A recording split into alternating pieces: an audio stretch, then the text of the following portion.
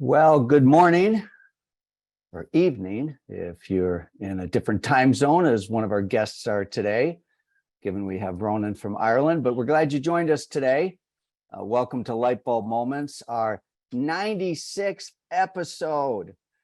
Episode number 100 is coming up very soon, and we're going to be doing some special things starting with episode number 100. So we're looking forward to that. Thanks for joining us today. Remember, money isn't the most important thing in life, but it is like oxygen on the gotta have it scale. I'm Tom Kuhn from Qnity. I'm your host here and curator. If you're watching this on YouTube, great. I think you'll love this session. I know I loved my prep time with Ronan. So thanks for joining us if you're live or watching it by YouTube. At Qnity, we're here to make what's complicated, overwhelming, and confusing into a simpler and clearer path towards financial success using the new rules of engagement, which is simple, visual, and actionable. Last week, we had Laura Graven on, and great guest. I really loved this whole idea here, consistency versus intensity. I've actually thought about that a lot since the last roundtable. A little airs my own personal life, but anyway, Laura did a great job. It's recorded on YouTube. Check it out. This week, we have Ronan, the CEO and founder of Forest, joining us from Dublin. I believe it's Dublin. If that's the case, give me a thumbs up, Ronan. Are you in Dublin today? Perfect. All right. We'll get to Ronan in a little bit. He's going to share some really impactful information, and I'm very excited about it. It's going to be a lot about marketing and consumer insights. We've spent a lot of time in the roundtable talking about the compensation study and workforce related research, but this particular research, I think, is very actionable. So back to the compensation study, which is a standing topic every week. Things are moving along. We still need more participation. In many cases, some of you might have completed step 1 and 2, but you still need step number 3. There's a few moving parts to this, but it is worthwhile. The data that's coming in is absolutely fascinating. We had a formal closing of the data collection on Monday. However, we have extended that. We want as many people to be part of this as possible. So don't let this discourage you. Send an email to our team and we'll see if we can still get you in. We definitely do want to get you in. So if you haven't signed up yet, just go to the website, hit participate in the study, and then it takes you through the next steps. We need to have new points of reference on compensation and pro beauty. Some of the data that's out there is flawed, imperfect, and the impact of this on the industry is quite a bit more staggering than I even realized. So with a lot of passion, we're moving forward with this project. And by participating, not only will you help change the narrative about what a career in the professional beauty industry looks like, you also get a great report with some amazing findings, a report that I've never seen before. So anyway, certainly participate in the study. At Qnity, we're really about financial wellness for pro beauty and like industries with our Money Pro course. Money Pro Financial Wellness Program. It is an opportunity to help your employees and also to help you as an employer to improve recruitment, retention, offer a benefit that your employees will love, and one that could be a point of difference for you to recruit and retain your team members. Some of the things that we teach in this course is the difference between compensation and paycheck, which is the cause of many angst between employer and employees, confusion, resulting at times people leaving the industry, leaving their jobs, whatever. So education can do a lot. Also, our Money for Students program, we continue to grow that. We're up to over 100 campuses now. We're thrilled about that.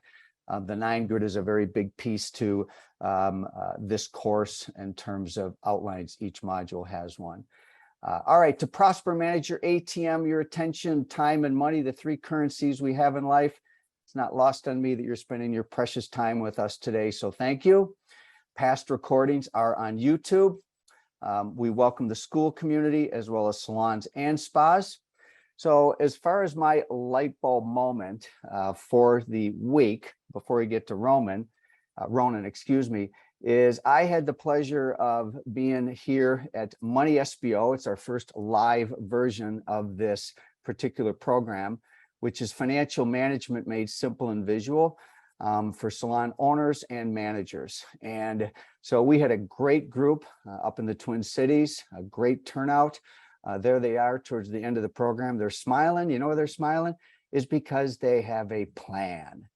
And when people have a plan, they smile because they have predictability, and what in many cases is swimming in their head or on a piece of paper turns into reality. So this is a group picture at the end.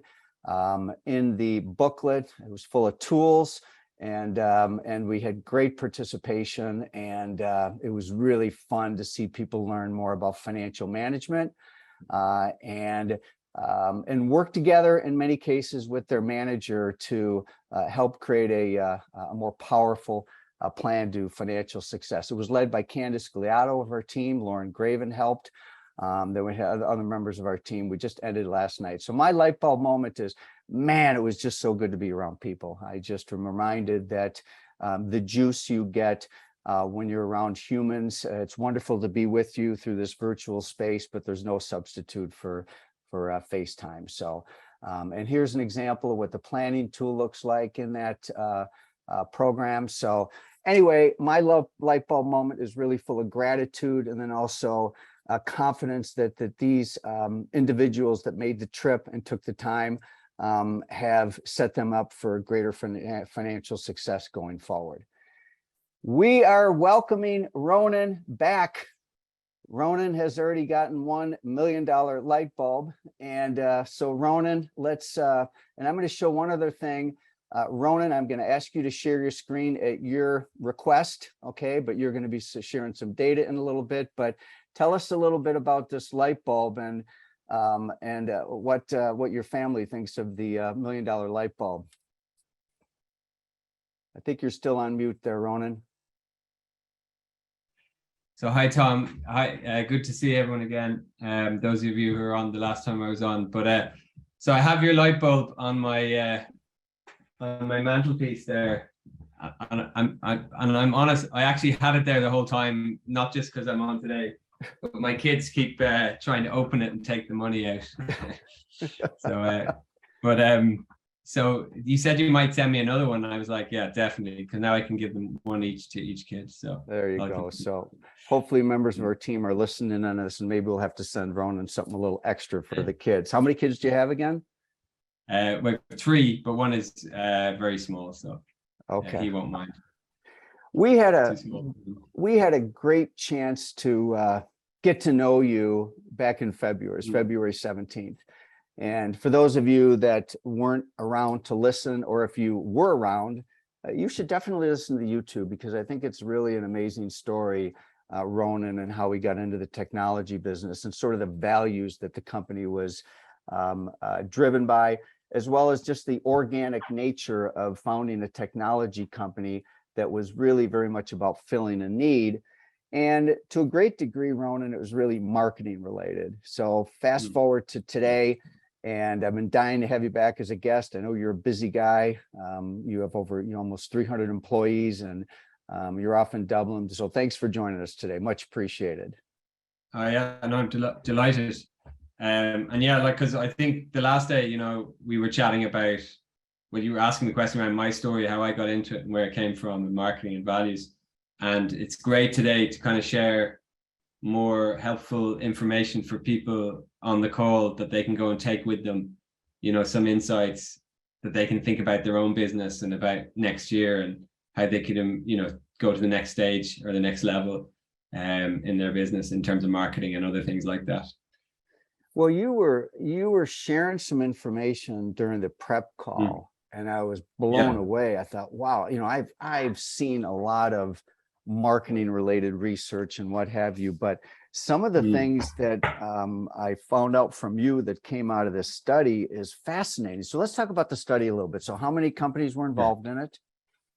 So basically, we've been doing this for a while, but this one was the biggest one we do, so we've about 2,000 salons across the US would use Forest as their software. So, they're obviously tracking all their customers. But what we're doing is, that we've been doing for the last few years, is not just collecting feedback from salon owners or all of you guys, but actually from the end consumer. and going through the salon to ask the end consumer, what they want to see from their salon. And we pick up insights of changes in consumer behavior that directly relate to premium or prestige type salons, or salons that want to be at that higher level.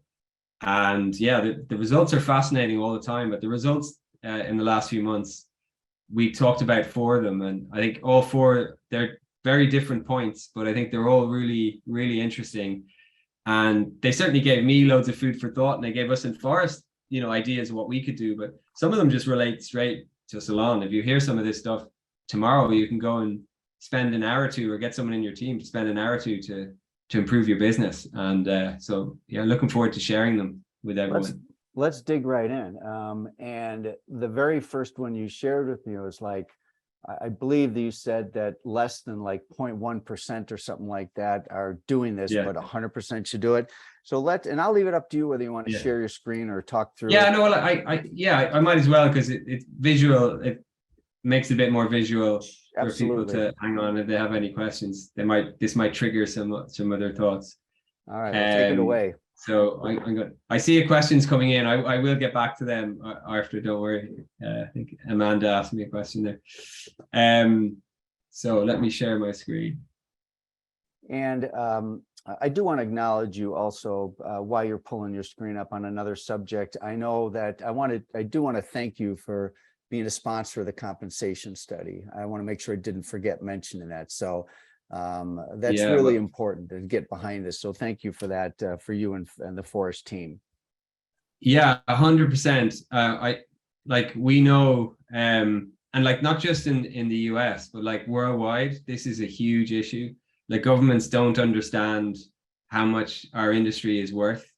And unfortunately, that's the way they think, right? They think they look at things on a monetary value, not always on the good that an industry like the salon industry does for people, or how it makes them feel better, their peace of mind, their wellness, all that kind of stuff. They don't take into account any of that, and they just look at the numbers. But then our numbers are much higher than they look, right? Yeah. So that's a big challenge, because we're actually much bigger impact financially as well, and they don't see it. So I think this is the kind of stuff, the whole work that you're doing around compensation is absolutely critical for the industry. So as soon as we heard it, we were we have to support that, Yeah, well, thank you for that. All right, let's get into some of the data here. Yeah, so can everyone see my screen? Just get a thumbs up for 1, 2, but yeah. Good to go. So, okay, so we surveyed 1,300 consumers, and these are all consumers. So wide selection. So we're talking about, any age, people from sort of mid-20s up to into their 70s. So, the wide cohort of customers that you would have in your salons. And it's a random selection across those 2,000 salons. So it captures lots of different people, and it's a large enough sample size that we can really rely on some of the insights that are coming from it. So you need at least 1,000 responses for anything like this to be valid, So the first thing is search has changed. Okay, so just talking about that, just checking everyone can still see my screen. So traditionally, when people look for salons, right? So you have referrals and recommendations and all those things. Everyone knows about that. But when people search for salons online, and more people are doing that, they use Google. Everyone knows that, right? But how people use Google is actually changing, and it's changing quite rapidly. And it's really important that everybody on this call is aware of that and adapts to it quicker, because right now, less than 0.1% of salons across the country have actually adapted to this yet. So I'll go through and explain what it is. So first of all, it's a lot of people search for local salons, right? So they search in things like Google Maps and things like that and people are probably aware of that. But what people may not be aware of is that over 20% for the first time, because this number was less than 15% last time we checked, it's now over 21%, and it's rising rapidly. We expect it to be even higher next year. Because this is a trend that we're seeing not just in salons, but we're seeing this in consumer behavior generally with local businesses. Okay, so people are searching for the name of an exact service that you do. So they're searching for balayage as opposed to where is that salon? Okay, they're searching for I want to get I want a Davines salon or Kerastyle salon. They're using things like terminology relating to services or products that the salon does when they're searching. You guys might be aware of that. I don't know if you are, but even if you are aware of it, the big question is like, what are you going to do about it? So there's something called Google Merchant Center. And just if I could get a show of hands, just maybe with the thumbs up, icon on the, on Zoom there. How many people here have heard of Google Merchant Center out of interest? Yeah, try to weigh in if you can, guys. Let's see how many of you heard of this. I think you got a handful. 2, 3, maybe. Yeah, okay. But to be honest, that's what I expected. Okay, because it's very rare that people know what Google Merchant Center is. But if there's one thing that you could take away from this call today with me and Tom is if you just take this away, okay, what Google Merchant Center is and do something about it tomorrow or this afternoon. So Google Merchant Center is how Google learns what you do. So traditionally, Google knows who you are because it scrapes the internet, and if you've got a website, it picks it up. And so if your salon is called like Bellissimo or whatever it's called, and somebody searches for Bellissimo in Nevada, let's say, it can find all the Bellissimos in Nevada because they all have a website, and that's how it knows who they are. Okay, so that's how Google knows like who you are. But what Google doesn't know is it doesn't know what you do. And that's the thing that's changing, because as we've seen, people are searching for services or products for what you do. And those websites are very bad traditionally at explaining that back to Google. And so Google has this thing called Google Merchant Center, and it's free to use. You can just Google Google Merchant Center. If you have a local Google account already, which most of you will have, because you'll have some, if people search Google Maps, you're on it probably. If you're not, you need to set that up, which is very quick to do as well. But you probably have a Google account, even if because you're registered on that. And if you use that Google account to log into Google Merchant Center, you can start uploading the names of the services you do. So, if you do balayage, color, hair extensions, whatever it is, and the products you use as well. So whatever the brands of products you use, things like that, you upload that into Google Merchant Center. Google now knows what you do, not just who you are. And that's free to do for everyone. But right now, less than 0.1%, like, basically nobody. There may be 1 or 2 people on this call who have, but like the vast majority of salons that I talk to haven't, and you need to, and it's free. So you can do that this afternoon, or you can do it tomorrow. Get someone, you do it yourself, or get someone in the salon, get them onto this, get them spend a few hours and get this set up. When Google knows what you do through Google Merchant Center, your results in Google will now rank higher than all other search results. So they rate stuff from the Google Merchant Center higher than the stuff that they scrape from the internet, if that makes sense. And so if you combine that with reviews as well, so that Google loves reviews, it loves knowing what you do through Merchant Center, and then obviously your website, you're making your search results way more powerful and way more specific to what people are actually looking for. So that's the first thing, or the main, if there's one thing you take from today, that would be it. So I don't know if anyone has any questions on that or anything, Tom, or how you want to do that. Well, we go to the next why don't we have them post it in the chat, and then I'll open up the chat. Well, you can even respond to them towards the end. We'll keep moving. Yeah. If people have questions, put it in the chat and you can answer at the end. Yeah, we'll answer them at the end. Yeah. Huge takeaway. Yep. Yeah. So okay. So this one is less like, that's a really tangible thing that everyone on the call can do something about. Okay.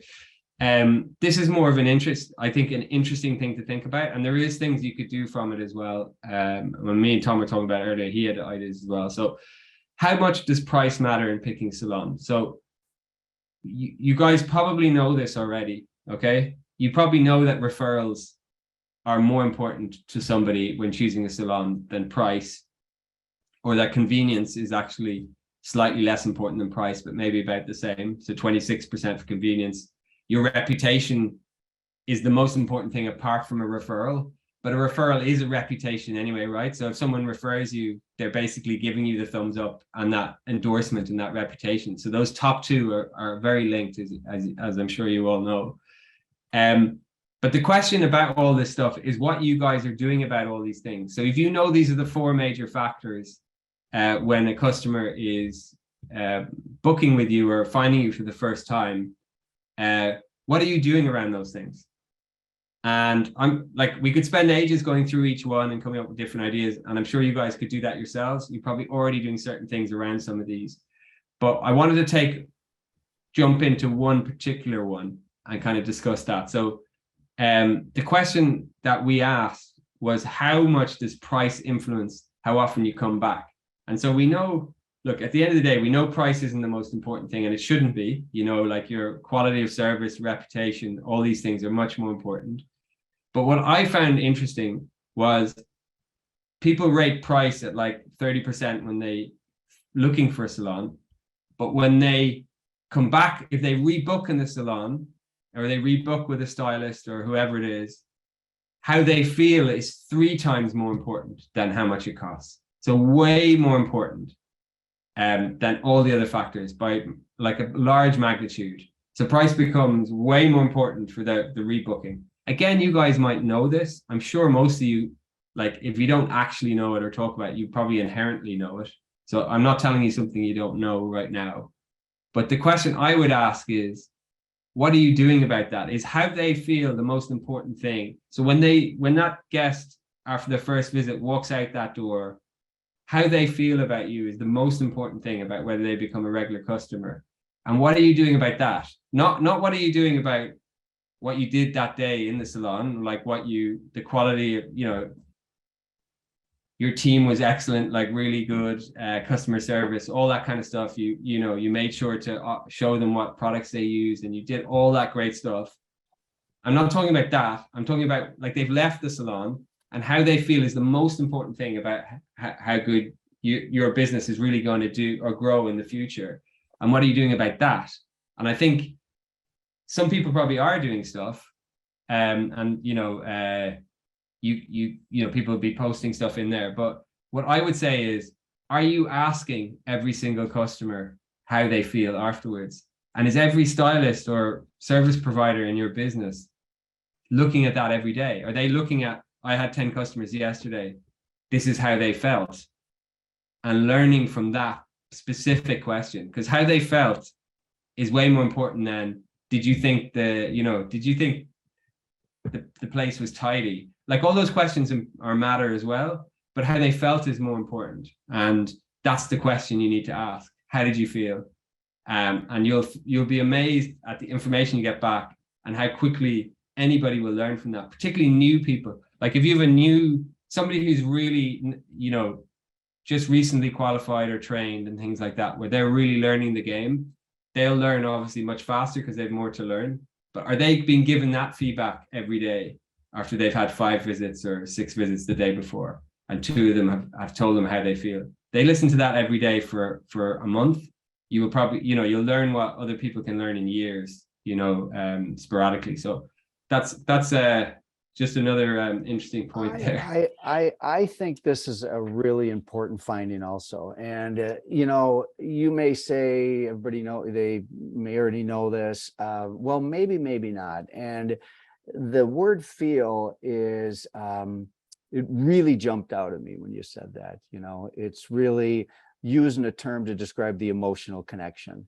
And, you know, this is also actionable. You know, what happens after an appointment, in the language that is used. So I think this is also a significant finding that's also very actionable. I love it. Let's go on to the next one. Yeah. So well, I wasn't going to do this one because I think a lot of people would know that one. And that one, I'm going to do this one, which I think. I thought this one was really interesting. So where do guests want to get their retail? So we asked those 1,300 people. These are 1,300. Some of them are new customers, but some of them were like going to the salon for 15 years. So it was a proper spectrum. Where did they get their retail? So a bunch of customers, like a large number, have never bought retail from their salon. But of those people that had never bought from their salon, okay, 54% of them wanted to.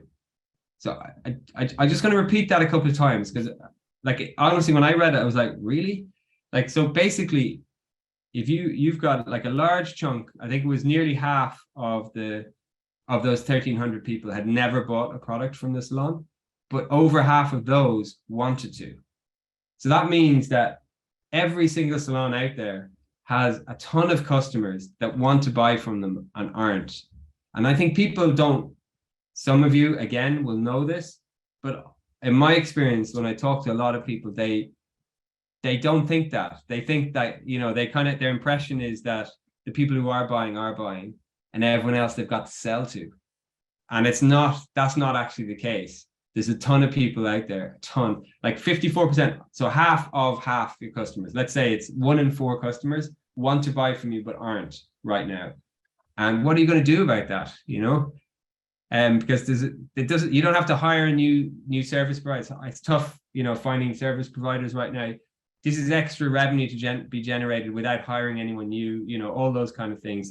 Again, it's obvious, but sometimes it's worth repeating. But something that I found really, like the thing that really blew my mind was this fact about retail, which is 41%. So 41% of those 1,300 people, so something like 600, just over 600 of them, wanted their salon to send them refills. So they wanted their salon to send the refills. And I, as a matter of interest, how many people here send out refills? Because I've actually only met one salon that actually does that, like automatically sends out refills. So just if someone could post in the chat, like just if they do, because I'm presuming everyone says no, but I'm blown away by this one too. And yes, well, he said one requested, yes. Requested. Yeah, but so Heath, yeah. you're definitely ahead of the game there. But how do you get requests? Because like obviously you might get the odd customer asking you a request. The key here is it's 41% of your customers, so it's like nearly half. And so what all this is telling us, like this and the thing you heard before, like there's loads of customers that want to buy from you but aren't, maybe because it's easier just to buy from Amazon or whatever, or you people who want refills. They all want to buy that from they have a relationship with their salon that's way deeper with their stylist, service provider, or salon, that they have a way deeper relationship there than they do with some multinational, you know, Sephora, whoever it is, right? So they have a much deeper relationship, so they want to buy from you, but they can only do that if you make it easy for them, right? If it's hard to do, like you'll get you'll get somebody ringing in and asking for it and everything. And that's fantastic. That's even a sign, like it's not amazing that it's easier for that person to go online somewhere else, but they will ring and give their credit card details over the phone to get it sent to them. That's how much, like most people aren't going to bother doing that, even if they want to do something. So that number is not going down. Mm-hmm. We never asked that question before, but that number is not going down. That number is going to be higher. It's probably higher today than it was 3 months ago when we got this information, and it'll probably be higher next year. So you know that number is going up. You know that if you've got like 5,000 customers on your database, I don't know how many some of you guys have, maybe more than that. Even if you've 1,000, you know 41% of them want to get, that's 400 products every couple of months they want to get on refill. Start thinking about this. I don't have an easy solution for this. Like I don't, there's not like a Google Merchant Center that's just suddenly going to create this.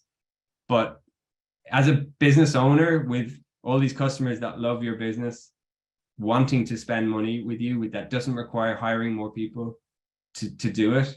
You've got to figure this out somehow. And just, I was saying how this information is really useful for you guys, and it's really useful for us as well.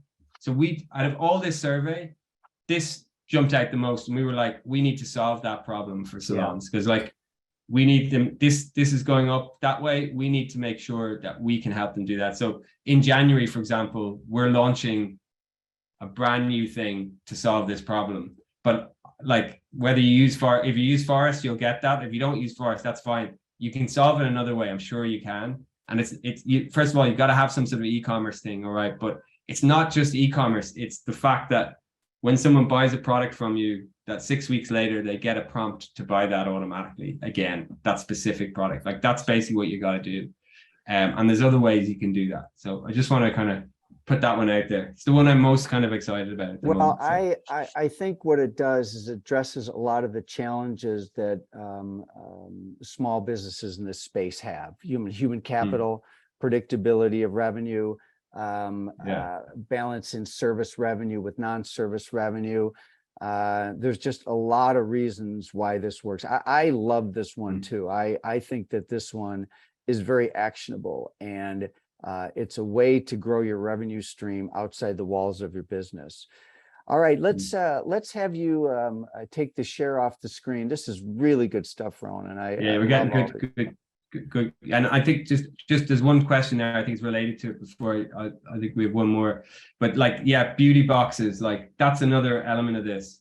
Like my personal opinion is that you see these companies doing these beauty boxes, like people would sign up for that from a salon. Now it's hard to do. I'm not saying it's easy to do, but you can imagine if you were sending everyone a refill every 6 weeks and you just put in another little sample of something else with that refill, and you're doing that on a regular basis and people are paying a subscription for it or whatever they are, you can imagine you can build a really nice revenue stream that's repeatable, like Tom said, but you could also, it's also extra commission theoretically for your service providers, and it's regular extra income for them. So if they're getting, if they're getting 10% or something for every person that gets signed up to that, that's extra revenue for them. It's going to make you hang on to your top service providers longer because it's new income that they probably wouldn't, like, for example, if they went booth rent, they're not going to be able to do that because they're not going to have the scale as a single individual that you as a salon business would have.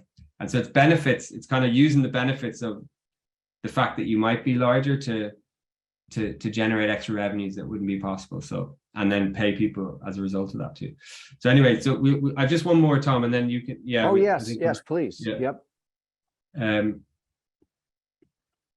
Actually, sorry, that was actually the last one. So the one, I just have another one, which I just thought would be interesting to share, Tom. It's not like on the same level as those, but it is interesting.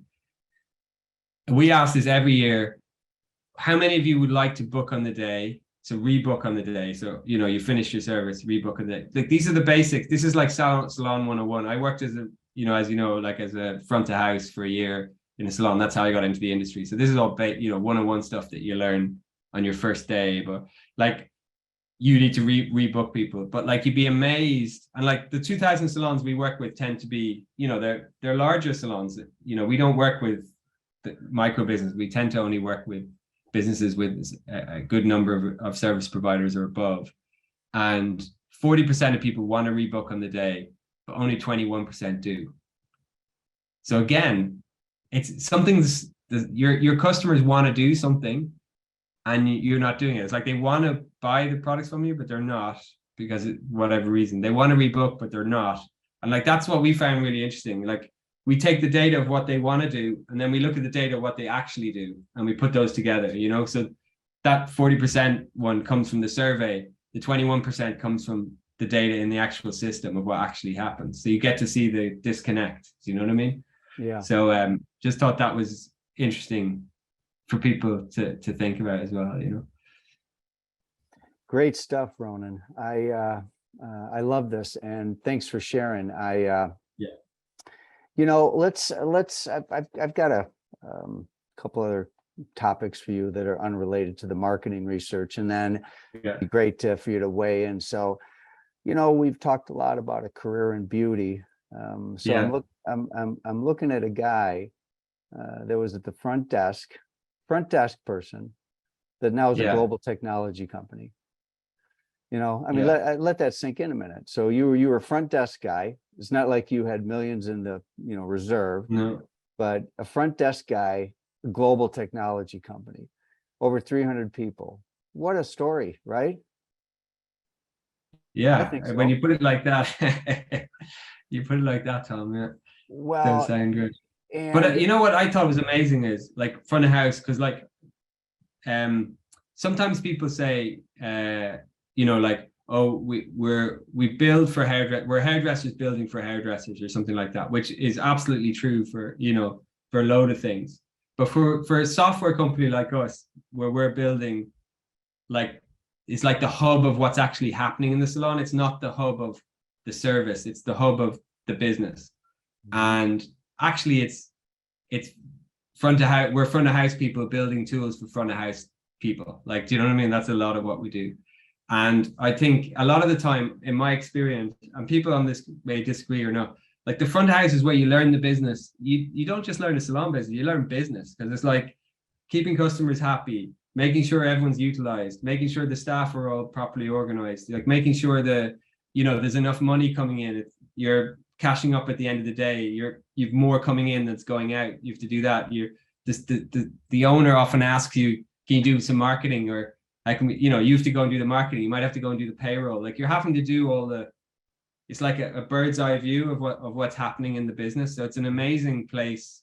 I found an amazing place to learn the business. I think if I'd been trained as a hairdresser or something like that, I don't think I'd have learned the business anywhere as quickly as I did doing front of house, So I just thought I was interesting. But it also affects for business, because it's like you actually learned about business. So when you go and have your own business, even though it's not technically a salon business, I know it works for salons, but it's not.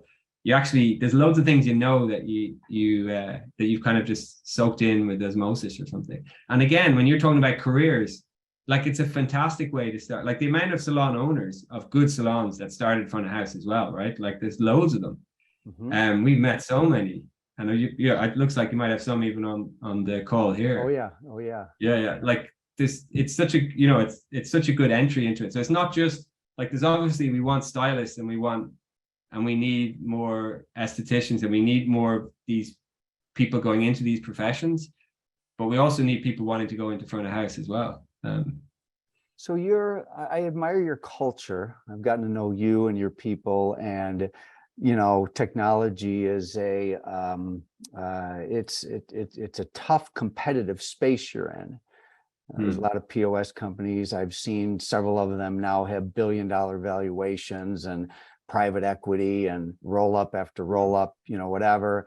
And you're still privately held company out of Dublin. And I love the values, so we're going to go over to values a little bit in culture. And you got 3 values. Why don't you go through your values? I'm particularly interested in the final one, as you listed them off to me, the one that is an Irish word that I won't be able to pronounce. Yeah, well, like I totally believe in having values in business, because it's worked out really well for me and us in Forest, and we've had just 3 values. So we only have 3 because people remember 3 as well. So if you have more than 3, I'm not saying it's wrong or right. There's no right or wrong answer when it comes to values, but like, if you have 7 or 8 values, people won't remember them all, even though they might all be wonderful. Like, people aren't going to remember them all, but people will remember 3. Just 3 of anything is easier to remember, right? So that's the first thing. We only have those 3. And we've hired against those 3. And those 3 are, like we were talking about earlier, like 2 of them are quite self-explanatory. One is can-do attitude. So we tend to hire people who've got that can-do attitude, want to get stuff done, get stuck into things. And that's definitely part of our culture. And it could well be part of many of your cultures as well. The second one is a growth mindset. So a lot of people that join our company, probably similar to some of your businesses too, are like when I started, like, they don't necessarily have the qualifications for, the expansion in roles. They've got to have a kind of open mind and want to learn, and then they grow into it and they level up over time. And in our experience, if you hire people like that, you can move mountains. Whereas you can spend fortune hiring people with amazing CVs and everything, and they don't necessarily get the stuff done to the same level, So it's like, so that growth mindset is a big one for us. And then the third one is we call it Service Cahintach, which is the Gaelic or Irish for a sort of, it's fantastic service, but it's more than that. It's kind of like an Irish welcome or something. And you don't have to be Irish to do an Irish welcome, but it's more like, it's more than just a normal, we're customer focused. Because I think everybody says, one of our values is customer focused, like, but that sounds so boring, and everybody says that. So by saying it in Irish, it means more. Like, people are like, well, what does that mean? And you get to describe what it means. It means something extra. And people either have that in their DNA or not. Like, I think people either want to serve others or they don't. And it's not right or wrong, because there's lots of jobs out there that don't involve serving others, and it's really important you have really skilled people doing those jobs. But in our business, like, we're serving salons and salon owners and front of house people and stylists and therapists and things. So you want to serve others. If you want to serve others, you do really well in our company, and everyone respects you. You know what I mean? So it's like part of the culture, and I think that's where values lead to. So I was going to ask you to type in the chat, but JP from our team is already ahead of us. Yeah, she spelled it correctly and everything. Wonderful. Nice job, JP. Did you actually know that? I want to know from JP if she knew that or if she looked it up real quickly. That's impressive, JP. So, Ronan, I love my conversations with you. I tell you, I think that the insights from the consumer research is fascinating. It's also very actionable. And some of it is I'd almost call shocking in terms of different actionable things to come out of it. So I love the consumer research, and then also just love getting sort of your take on things and your approach and entrepreneurship and the sharing your values and some of the things related with your culture is one of the many things I admire about you and the business you created as an entrepreneur. So thank you. I know I don't even know what time it is. Was it dinner time out there? There's about 3 or 4 questions there. Will I quickly take them? Thanks, Tom. Yeah, but wait a minute. Is it dinner time? What time is it there, by the way? We're coming up to 5 p.m. So all right. Still working day. Right. But there's a couple of questions there, because Amanda Bowden asked about, please make an accounting software open where you can have multiple licenses on one computer. That is coming, Amanda. It'll be out in the new year. We've been working on it for a long time. So just keep your eyes peeled for that in the new year. And actually, if you send me, or if you put your email address into the chat or something, or I'll put my email address there. If you send me an email, I'll add you to a group so that you get notified about that, Amanda. And then, Georgina asked, can you promote consulting services or classes or just products? If I presume this is to do with Google Merchant Center, and the answer is yes. Just put everything in under products. Christine Booher asked, are you saying Google Merchant Center to add our services under product area? Yes. Google doesn't care if it's a product or service. It just cares that's how it thinks about what you do. So if you write in balayage into product, if somebody searches for balayage, they're going to find it there, if that makes sense. And then Robert Reed said, might Ronan share the slideshow? Yeah, I'll happily share those slides if you want to. Tom has them, or I put my email in there. If you email me, I'll just email it back to you. We like to protect our guests so that when they're done, they're done with our session. We'll take care of that for you. Thank you. Whatever you guys want to do with that. Yeah. So I think that is there more. Well, James wants to have Guinness with you, so hopefully we're going to see you over here. I'm going to put a little plug to have you join us at the Phil next May. Then James, you and I also we have an event. We have an event in January, on January 8th and 9th in Dublin, and we have about 100 people coming over from the US for it. So and there is free Guinnesses all around. So you should, have a think about that. Well, that's an offer that James and many of us cannot refuse. All right, let's everybody give a virtual round of applause for Ronan. Thank you very much. This is awesome. You will have another $1 million light bulb crossing over the ocean. I'll tell my kids. Yeah. And for our team, if you could please send an extra 3 million to the group to take care of the family, I'm sure that we'd appreciate that. So Ronan, thanks again. We'll have you as a guest. Take care, guys. Thank you. See you. All right. So we are going to invite another guest here. Hold on here a second. All right. So Heath Smith, I believe, Heath, you are with us. Where are you? There you are. Good Yes. morning, Heath. How are you? Good. Good morning. That was great. Wasn't that great, Heath? You started at the front desk, didn't you? Yeah. Bookkeeper, front desk, inventory control. Yeah, I did all the jobs. Well, all right. So a little bit about who Heath is. Heath is the co-owner of Ruiz, based out of Austin, Texas, 2 locations. Heath is also a Qnity coach. And he also is the chair of 2 to 10 in his first full season. And you're already doing just a fantastic job. And so you want to give the group an update on 2 to 10?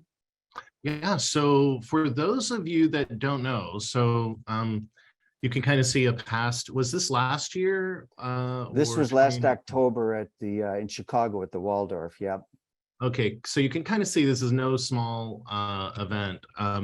We expect around 150 participants. So what 2 to 10 is we call it, the name of the conference is the 2 to 10 Leadership Conference, and it's a curated kind of members only, multi-location salon spa company attendees. And we're really talking about the market leaders that are out there that have expanded above one location. And this is an annual event, and we all gather in a host city. And it's a really large kind of, I guess you would call it a think tank. There is a lot of structure that goes along with it, but it's a very heavy networking think tank kind of experience where everyone's learning from each other that's attending. And, I have my very first experience, I didn't know what to expect. And I attended one year and was completely blown away. And mainly because I have a really great group of professional resources, a great banker, a great accountant, a great set of attorneys, and they really don't understand my business. And I'm sure you guys could raise your hand of the learning process and learning curve you have to put these professionals through just so they understand the beauty industry. This event was the first time I walked into a room of people, not just salon and spa owners, but a group of people that specifically understood my company and the complexities once you get to multi-location. And so the next year I went, I had a whole list of ideas and things that I was pursuing, and people that I wanted to talk to and grab a drink with to help kind of move through some of the issues that I was having in my company. So it's a really great event for anyone that's multi-location. I know that the group here that's attending, the Lightbulb Moments, you're not all multi-locations, but here's my ask. If you know anyone that's multi-location that you think should attend, my challenge to you is just send them a message today. It's one of those, for multi-location salon companies, it's one of those kind of on your hand, one of the top 5 things that they should be attending every year. So anyway, there's my pitch right there. Yeah. Well, Heath, thanks for your leadership. And so I kicked off 2 to 10 a long time ago. And, it's really great to see the next generation of 2 to 10 and what you're bringing to it. Michelle is very active in this too. And so I want to thank you because it's a lot of work to do that. And I'm personally looking forward to it. It's how many weeks away now? Is it 3 weeks or is it we 3 weeks away? Let's call it 4, Tom. Let's call it 4. We're going to call it 4 weeks away. Okay.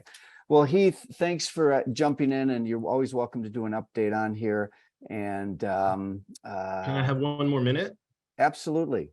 Yep. So the dates are October 16th, 17th, and 18th. So the 16th, we're doing registration, a little cocktail reception, and the event is on the Monday, Tuesday, and we end early enough you can fly home. Most people can fly home Tuesday afternoon after the conference. The other thing that's really great, we've got an amazing speaker. His name is Art Markman, slated to speak at the conference, and he will blow you away. His segment is essentially family, neighbors, strangers. How do you build a community in this era? And kind of makes me think, the old saying that people leave for money, they'll leave your business for money, but they stay for culture, or they come to your business for money, but they stay for culture. And that's where he's really going to be focusing. This whole concept of the Great Resignation or the reassessment. Yes, money is leading a lot of the first impulse reactions, but it's not everything. They will move for money. They'll be tempted for money, but they're always going to stay for culture. We just had an email right before I logged on to this with an employee that gave us a resignation and now is wanting to rescind it. She thought that it would You be mean today? Yeah, just today. So she thought because of money that was going to be a greater opportunity, and then maybe not. So culture always wins, and art has such a unique perspective. I really hope everyone that can join us will join us and meet Art. Also, he's from Austin, Texas too, proudly, I could say. So I love it. Well, you know, I just, when you were talking, we talked to Art about being a guest on the roundtable, and it'd be yeah, could great we to get do. him? Yeah. Yeah. So, which reminds me, I was thinking we should get him on next week, but we're off next week. Mary's getting some knee surgery and I'm out of commission next week. So we're taking that. We usually take 1 week off a month, but let's see if we can get Art on here soon. And, but Heath, thanks for your leadership. And if anybody has any questions, there's multiple ways you can reach out to us, starting with the chat, whatever. And Awesome. you do need to qualify. You do need to be multi-location. We're going to have several new businesses that have recently become multi-location, which is really cool, as well as a lot of the usual suspects. So I'm looking forward to it, and I'm also looking forward to that you're doing more of the heavy lifting than me now. I'm throwing up the website address for all of you guys that can share to a multi-location friend. There's the email address to the web address so that you could send an invitation to them. Thank you, guys. All right. Thanks again, Heath. All right. So let me see. I always like to see who I can say hello to today. Robert, good morning, Robert. We've got an area code, looks like it's from Colorado. We have A. Adams, not sure who that is. I wonder if that's, well, I'm not sure who it is. Amanda, Anna, Andrew, Anna, Candace, Caroline, Cheyenne, Christine, Heather, Holly, James, Jan, Jason, good morning, Jim and Stone, Joe and Karen. Hi, Joe and Karen. I love you guys. Got to spend time with you the last couple of days. Hi, Judy and Kelly. Kevin, good morning. Leslie, Louisa. Louisa's a Forest customer, I think. Good morning, Linnell. We have Mari, we have Mark, we have Marcia, we have Melissa, we have Michael. Michael, you are a force of nature. Michael Shea, thank you for what you're doing to get more participations in the compensation study. Nina, how are you? I think you're also a Forest user. Sadie, local. Hi, Sadie. It's great that you're on here. Hello, Sebastian, Sharon, Terry, and those are a few people that joined us today. Let me see if there's anything in the chat that relates with me. I will look at the chat after we hang up. Let me see if there's anything else that is part of my things I wanted to share with you today before we wrap up. Lightheart Sanders, yes, sponsor of the roundtable. These guys do awesome work. Sharon was up at Money SBO. It was great to have her. And remember, I think the whole purpose for what we do and why we do it is we're looking to bring greater financial wellness. And that comes through a variety of different outlets, whether it's a compensation study, it's a Money SBO course, it's with students, whatever. I mean, we're really dialed in on what we think is really important in terms of where we at Qnity can make the biggest point of difference. So, you know, certainly prosperity is important to all of us. And we're so pleased that you take the time to spend with us each week. And we will, I guess, see you not next week, but the week after. Thanks again to Ronan. Great job, Ronan. Heath, thanks for the share about 2 to 10. And I wish all of you a great rest of the week, and we'll see you very soon. Thanks again for joining us.